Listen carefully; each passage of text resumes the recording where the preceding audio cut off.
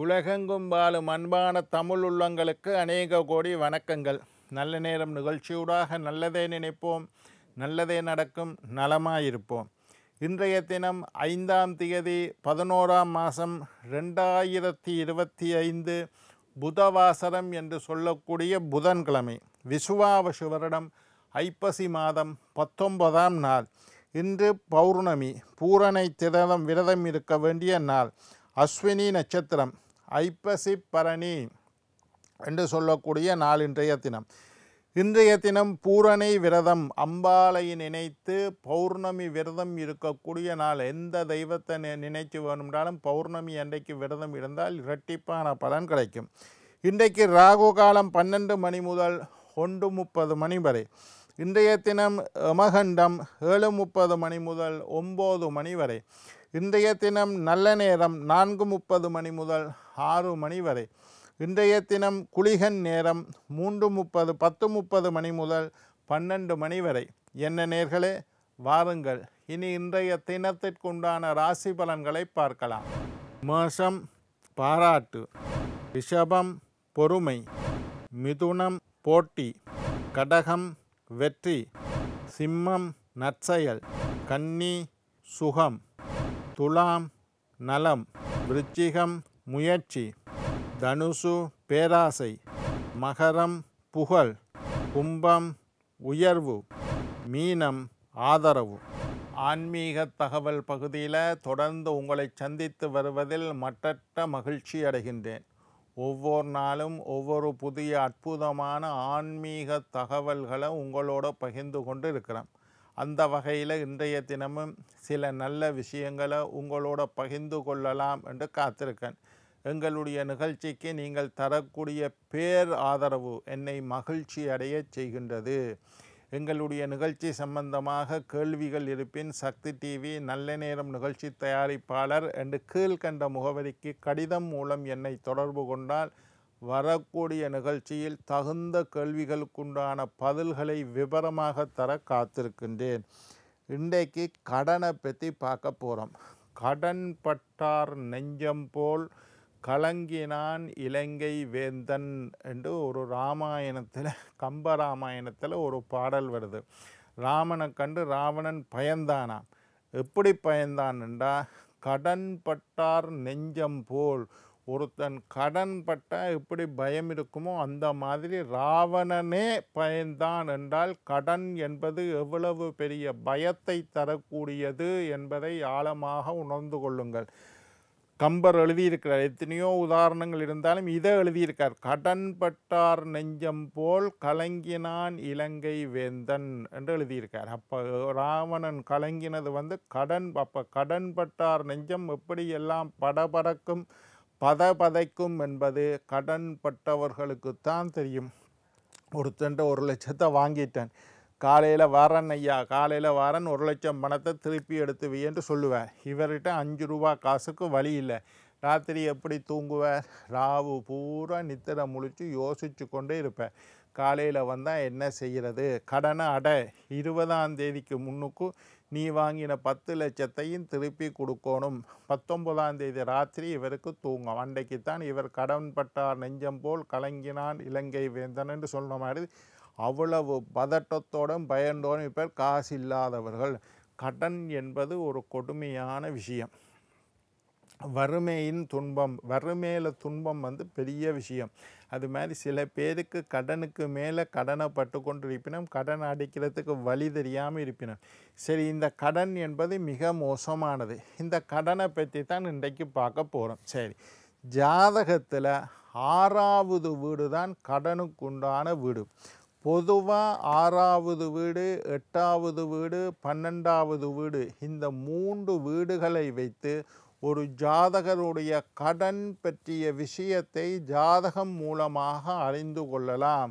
ஒருத்தருக்கு 6வது வீடு கட்டிருந்தால், 6வது வீட்டில் தீய கிரகங்கள் இருந்தாலோ, 6வது அதிபதி தீய கிரகங்களோடு சேர்ந்தாலோ, அல்லது பகை நீசம் என்ற மாதிரி கெட்டிருந்தாலோ, தவறான இடத்துல இருந்தாலோ அவர்களுக்கு கடன் தொல்லை இருக்கும். 8வது வீடு கட்டிருந்தாலும் கடன் தொல்லை, 12வது வீடு கட்டிருந்தாலும் கையில் காசு தங்காது, கடன் வாங்கி செலவழித்து கொண்டு இருப்பினும். பெரிய பிஸ்னஸ் பண்ணுவார், பெரிய வீடு இருக்கும், கார் இருக்கும், பங்களா இருக்கும், வியாபாரம் இருக்கும், பெரிய ஒரு நாளைக்கு லட்சக்கணக்கில் ரொட்டேஷன் இருக்கும். ஆனால் ஒரு நாள் இருந்து எல்லாத்தையும் பிஸ்னஸை முடித்து கணக்கு பார்த்தா கையில் 5% காசு இல்லை.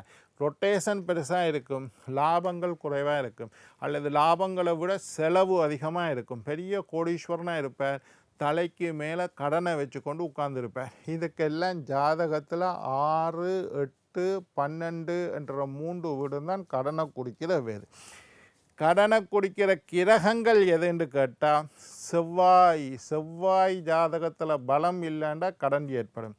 சனீஸ்வரன் அவர்தான் மோசமான, தலைக்கு மேலே கடனை கொண்டு வரக்கூடிய கிரகம். ராகு கேதுவில் கேது, சனி, செவ்வாய், கேது இந்த 3 கிரகங்களும் ஜாதகத்தில் மோசமான இடத்துல இருந்தால் கடன் தொல்லையினால் நீங்கள் அவதிப்படுவீர்கள். 6, 8வது வீட்டுக்குண்டான அதிபதியினுடைய திசை புத்தி நடைபெறக்கூடிய காலத்தில் கடன் படுவார்கள். நான் நிறைய பேருடைய ஜாதகத்தை எடுத்து ஆராய்ஞ்சு பார்த்துருக்கிறேன். சில பேர் வருவினம், ஐயா நான் புதுசாக வியாபாரம் தொடங்க போகிறேன், எனக்கு எப்படி இருக்குது? சாதாரண கோச்சார பலனை வச்சு மட்டும் சொல்லலாது. 6வது அதிபதி செவ்வாயாக இருந்து அவருடைய திசை நடக்கக்கூடிய காலத்தில் கடன் வாங்கி வியாபாரம் செய்ய போகிறோன்னா செய்யக்கூடாது என்று சொல்லணும். இதெல்லாம் ஜாதகம் பார்க்க வேண்டியவர்கள் தெரிந்து கொள்ளக்கூடிய விஷயம். 6வது 8வது வீட்டுக்கு அதிபதிகளின் திசா புத்தி நடக்கக்கூடிய காலத்தில் செவ்வாய் திசை நடந்தாலும் சரி, செவ்வாய் புத்தி உங்களுடைய ஜாதகத்தில் 6வது அதிபதியாக செவ்வாய் அமர்ந்து செவ்வாய் திசை புத்தி நடக்கக்கூடிய காலத்தில் கடன் வாங்கி வட்டிக்கெடுத்து வியாபாரம் செய்ய போகிறோன்னு ஒருத்தர் உங்கள்கிட்ட வந்து நின்றால் அவருக்கு சொல்லி அவரை திருப்திப்படுத்துறது உங்களுடைய நோக்கம் இல்லை. அவரை சந்தோஷமாக அனுப்பணும்னு சில ஜோசியர் யோசிப்பீங்க. அப்படி இல்லை, உண்மையை சொல்லுங்க. ஜாதகத்தில் என்ன இருக்குதோ அதை அப்பட்டமாக தெரிவியுங்கள். இப்போ டாக்டர்கிட்ட போகிற, உனக்கு கேன்சர் இருக்குன்னு சொன்னால் கவலைப்படுவான்ன்றதுக்காக நீ நல்லா இருக்குன்னு சொல்லி அனுப்புவார இல்லை. நோயை சொன்னாதான் அவன் மருந்து எடுப்பான். அது மாதிரி சொன்னீங்கன்னா தான் ஜாதகம் தப்புவான். அதனால் ஜாதகம் என்பது ஒருத்தர் உங்களை நம்பி, ஜோதிடரை நம்பி முழுமையாக தன்னை ஒப்படைக்கின்றான். அவனை காப்பாற்றி விடுறது உங்களுடைய கடமை. தம்பி, உனக்கு 6வது திசை நடக்குது, 6வது புத்தி நடக்குது, கையில் காசு இருந்தால் வியாபாரத்தை செய், கடன் வாங்கி வியாபாரம் செய்ய போகாதே என்று புத்திமதியை சொல்லுங்க. 6, 8 அதிபதி திசை புத்தி இருந்தால் கடன் வரும்.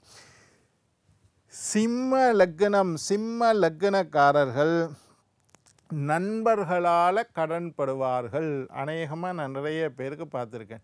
சிம்ம லக்னக்காரர்கள் தங்களுடைய நண்பர்களால் இவர்கள் கடன் படுவார்கள். இவர்கள் என்ன செய்வினம்?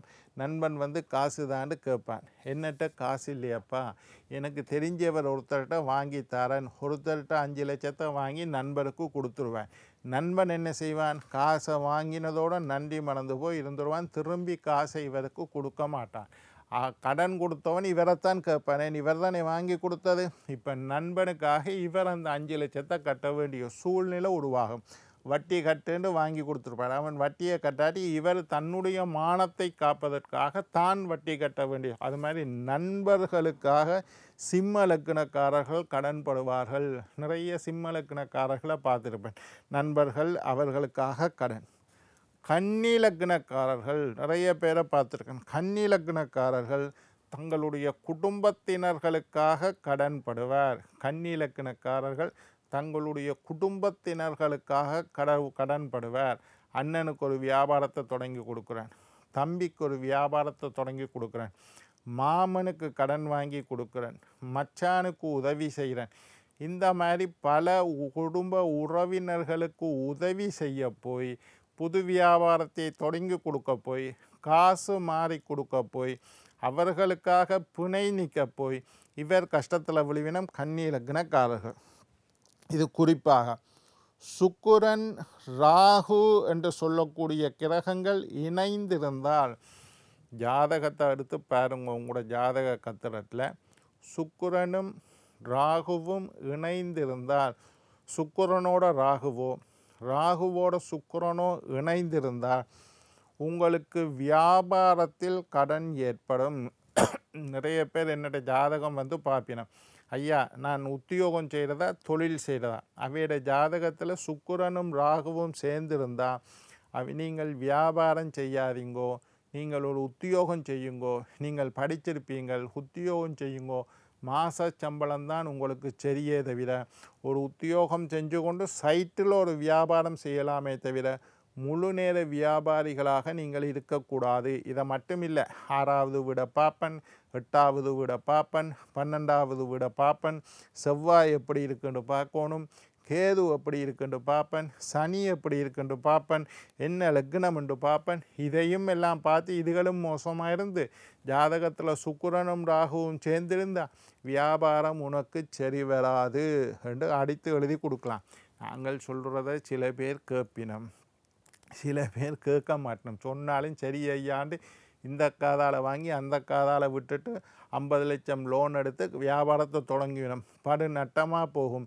பிறகு வந்து நிப்பினம், ஐயா நான் செஞ்சிட்டேன், நான் நஷ்டப்பட்டுட்டேன். ஜாதகத்தை பார்த்து கடனுக்குண்டான பரிகாரத்தை செய்யலாம். மைத்திரேய மூர்த்தங்கள் என்று ஜோதிடத்தில் தெரியும், அதில் கடன் அடைக்கலாம். கால பைரவரை வழிபட்டால் கடன் தொல்லை நீங்கும். என்ன நேர்களே, நாளை மற்றும் ஒரு நிகழ்ச்சியில் உங்களை சந்திக்கும் வரை உங்களிடம் விடைபெறுவது உங்கள் ஜோதிட சித்தர் டாக்டர் ராஜராஜ குருக்கள்.